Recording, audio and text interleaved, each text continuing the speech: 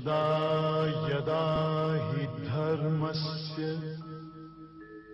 ग्लानिर्भवति भारत अभ्युत्थानम् अधर्मस्य तदात्मानं सृजाम्यहम् परित्राणाय साधूनां विनाशाय च दुष्कृतां धर्म संस्थापनार्थाय संभवामि युगे युगे।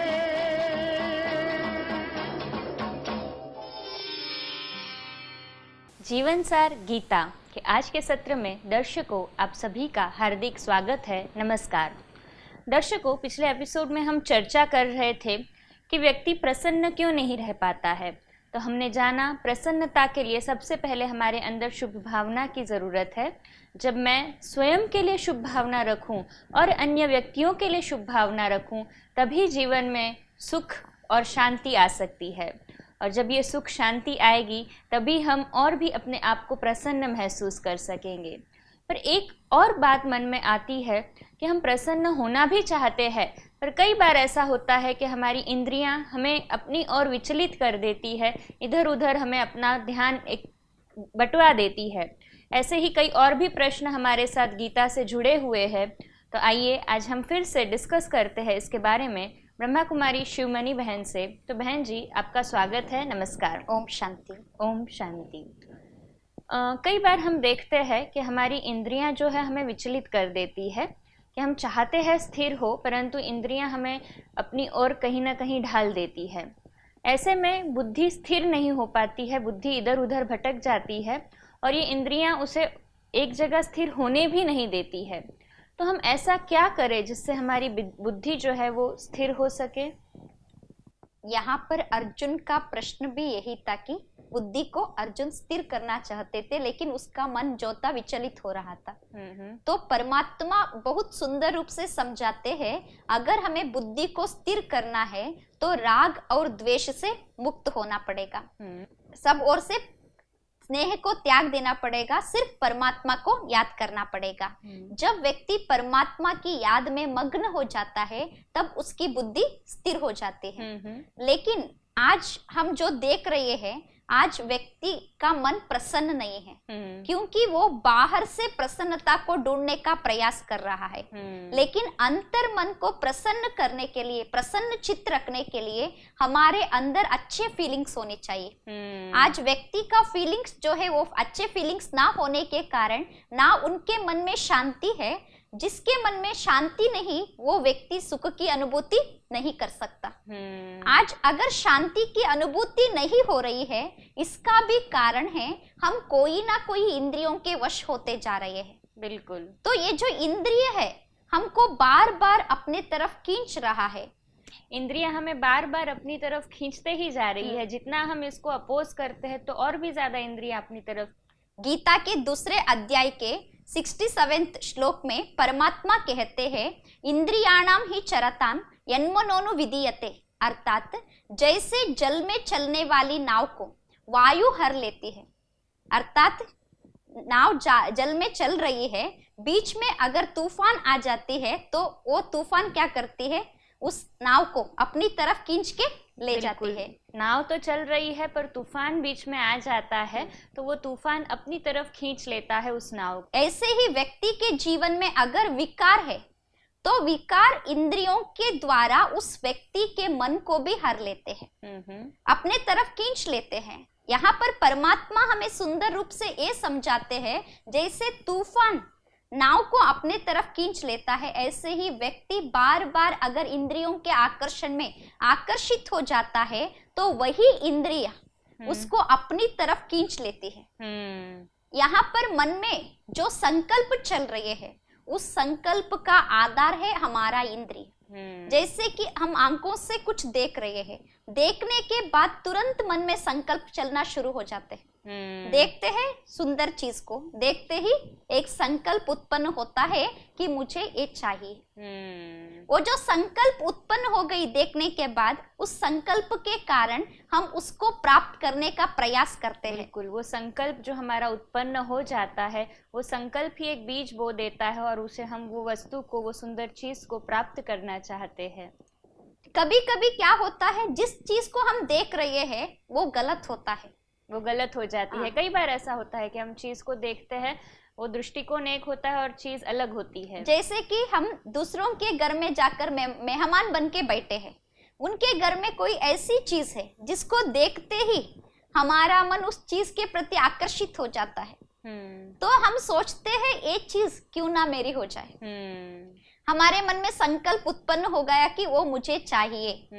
जब चाहिए चाहिए संकल्प मन में उत्पन्न होता है तो हमें पता भी है ये गलत है। बिल्कुल, क्योंकि हम तो सिर्फ यहाँ मेहमान हैं। दूसरों के घर की चीज अपनी हो नहीं सकती है, ये बिल्कुल स्मृति होती है, पर वो चीज अच्छी लगती है तो बार बार हमारा मन वहां जाता है। अगर व्यक्ति इंद्रियों के वश नहीं होता है, मन को जीतता हुआ व्यक्ति होता है, अगर मन उनका कंट्रोल में होता है, तो वो व्यक्ति क्या करता है, देखने के बाद तुरंत संकल्प करता है ये कितना भी सुंदर क्यों ना हो, ये मेरा नहीं है। अगर कोई व्यक्ति ऐसे भी होते हैं जो इंद्रियों के वशीभूत हो जाते हैं। वो बड़े व्यक्ति भी होते हैं, उनके पास कोई पैसे की कमी भी नहीं होती है, लेकिन वो जो चीज आकर्षित कर देती है, वो कैसे भी करके इस चीज को मुझे प्राप्त करना ही है।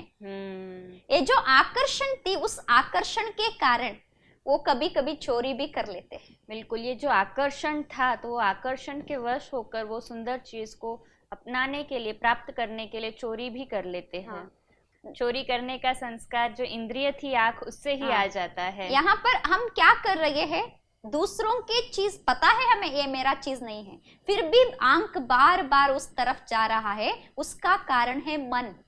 पता होते हुए भी कि ये मेरी चीज नहीं है, मन वश है, इसके लिए हम उस चीज की ओर खींचे चले जाते हैं। ऐसे ही जैसे आंख किसी वस्तु को देखकर आकर्षित हो जाती है, ऐसे ही कभी कभी कान भी ऐसे ही करते हैं। कभी भी ना सुनने वाली बातों को भी हम सुन लेते हैं। नहीं सुनना चाहिए वो बातें। अगर आपस में दो व्यक्ति बात कर रहे हैं, हम उस रास्ते से भी जा रहे हैं, हमें पता है कि वो कुछ भी बात करे, मेरे को नहीं सुनना चाहिए, फिर भी मन क्या करता है, सुन लेता है, वो कानों द्वारा सुन लेता है। मन सोचता है क्या बात कर रहे होंगे, क्या सुना रहे होंगे, क्या बात, वो बात तो मेरे प्रति नहीं है, ऐसे सोच लेते हैं। ऐसे सोचने के बाद जो बात सुनना नहीं चाहिए, उस बात को भी हम सुन लेते हैं। अर्थात मन में संकल्प उत्पन्न हुआ कि मुझे किसी भी हालत में इस बात को सुनना चाहिए, तुरंत कान वहां पर चले गए, तो सुन लेते हैं हम। ऐसे ही जिस स्थान पर हम गए हैं, वहां हमें शांति से बैठना चाहिए। बड़े बात कर रहे हैं, कभी कभी हम क्या करते हैं, बड़े बात कर रहे हैं, हम बैठे हैं शांति से, लेकिन उन दोनों का बात सुनते सुनते हमारा जो मन है उसमें भी संकल्प उत्पन्न हो जाता है कि मुझे भी कुछ बोलना चाहिए। बिल्कुल, वहां बातों के ऊपर भी आकर्षित हो जाती है इंद्रियां। जब बातों के ऊपर मन आकर्षित हो जाती है, तो ना बोलने वाले समय में भी हम बोल लेते हैं। बिल्कुल, कई बार ऐसा होता है कि बातों के ऊपर भी हमारा मन आकर्षित हो जाता है और जो शब्द मुख से नहीं निकलने चाहिए वो भी निकल ही जाते हैं। वो सिचुएशन ये ऐसी है कि बड़े बात कर रहे हैं तो हमें बीच में दखल नहीं देना चाहिए, लेकिन मुख से शब्द आ ही जाते हैं। उसका कारण है इंद्रिय हमारे वश में नहीं है। ऐसे ही हमारा ये जो हाथ है, हम जानते हैं हमारे हाथ से अच्छे कर्म ही करने चाहिए, कभी भी बुरा काम ना हो, लेकिन कभी कभी मन के वश होकर हम ना चाहते हुए भी हाथों के द्वारा बुरा कर्म कर लेते हैं। ये जो इंद्रिय है, इंद्रियों के वश हम बहुत सारे ऐसे गलत काम कर बैठते हैं, जिसके कारण हमारा मन निरंतर अशांति का अनुभूति करता ही रहता है।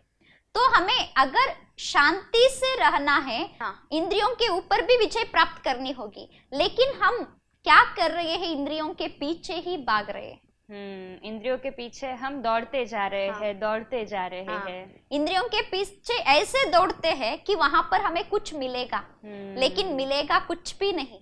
जितना हम दौड़ने का प्रयास करेंगे उतना उन चीजों से हम दूर होते ही जाएंगे, क्योंकि इंद्रियों की प्राप्ति जो है वो शाश्वत नहीं होती है।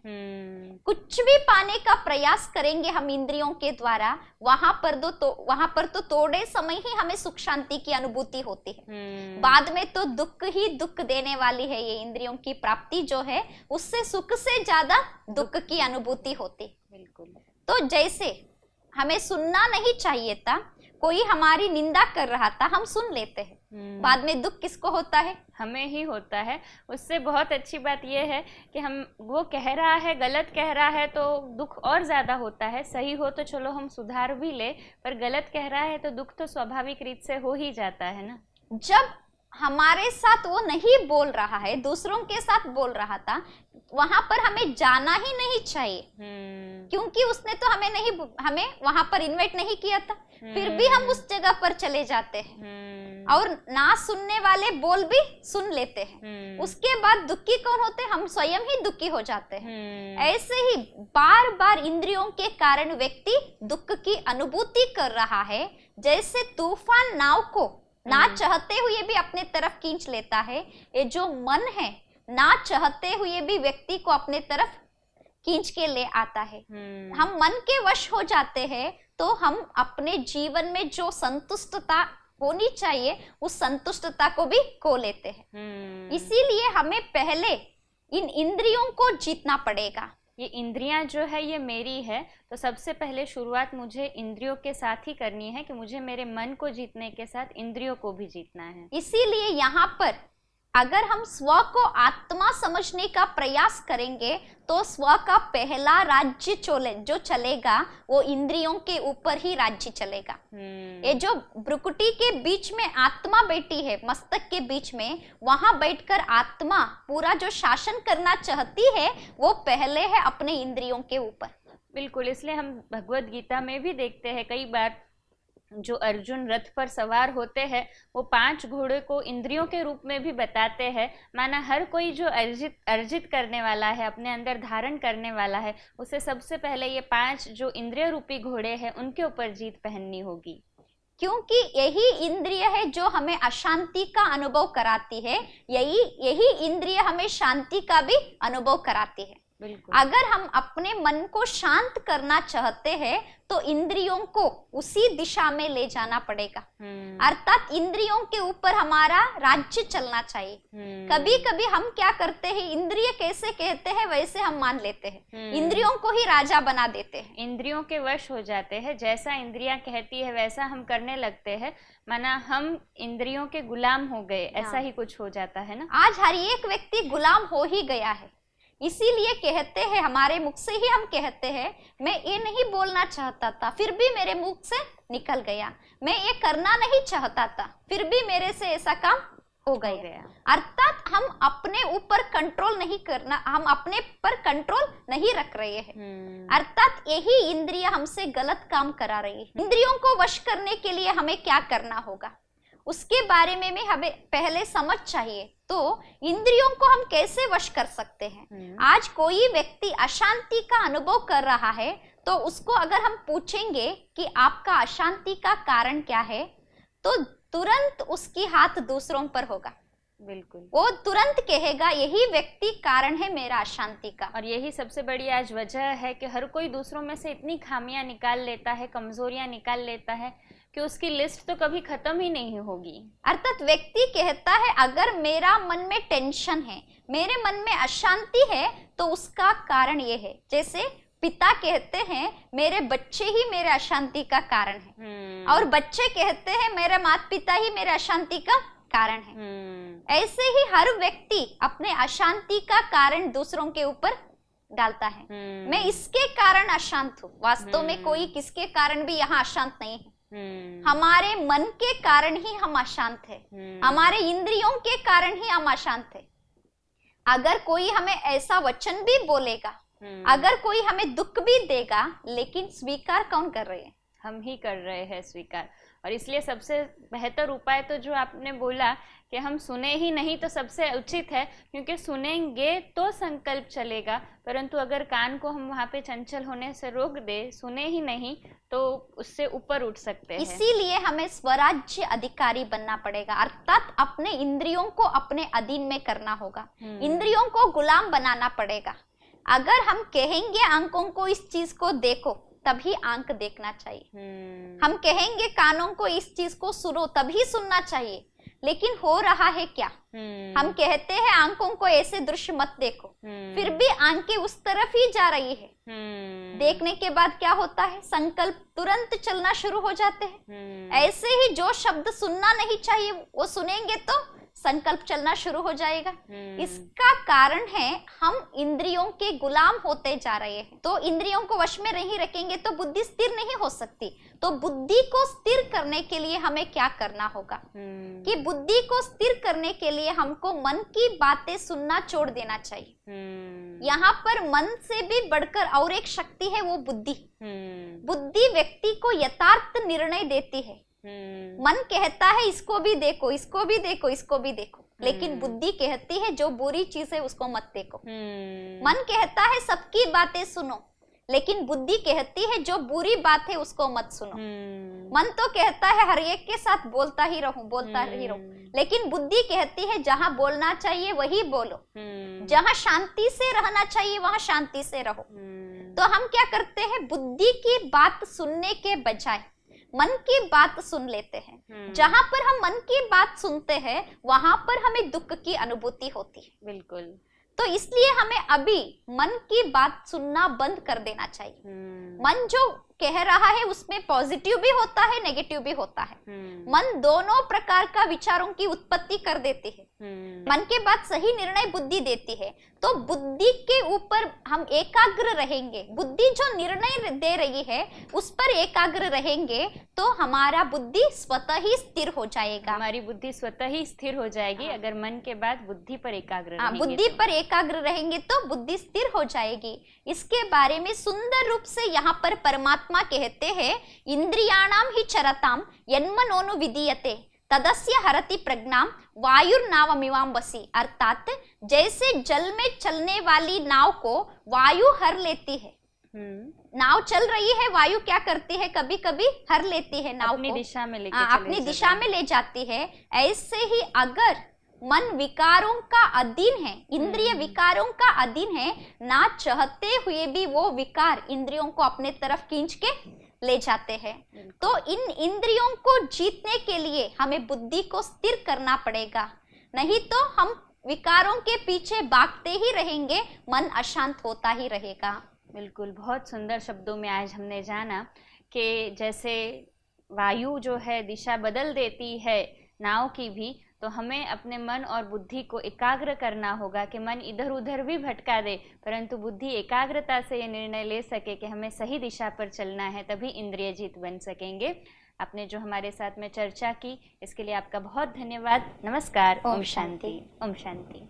दर्शकों, आज हमने जाना कि हमें इंद्रिय जीत बनना है तो बुद्धि को स्थिर करना होगा, और बुद्धि को स्थिर करने के लिए हमें जहाँ जो सुनना चाहिए यथार्थता से उतना ही सुने, जहाँ पर आवश्यकता है वहाँ पर ही सुने। जो चीज़ हमें अपने मन को विचलित करने वाली हो, ऐसी चीज़ों को हम अपने कानों में एंट्री न दें, ऐसी चीज़ों को, ऐसे दृश्यों को हम अपने आँखों से न देखें जहाँ पर इंद्रियां हमारी चलायमान हो जाए। तभी हम सच्चे सच्चे इंद्रिय जीत बन सकेंगे, और यदि इंद्रिय जीत बन जाएंगे तो अवश्य ही हमारी बुद्धि जो है स्थिर हो जाएगी, और हर कार्य हम श्रेष्ठता के साथ, निपुणता के साथ कर सकेंगे।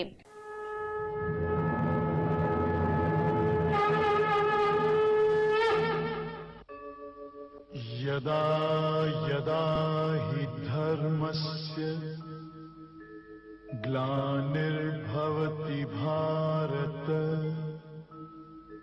अभ्युत्थानम् अधर्मस्य तदात्मानं सृजाम्यहम् परित्राणाय साधूनां विनाशाय च दुष्कृतां धर्म संस्थापनार्थाय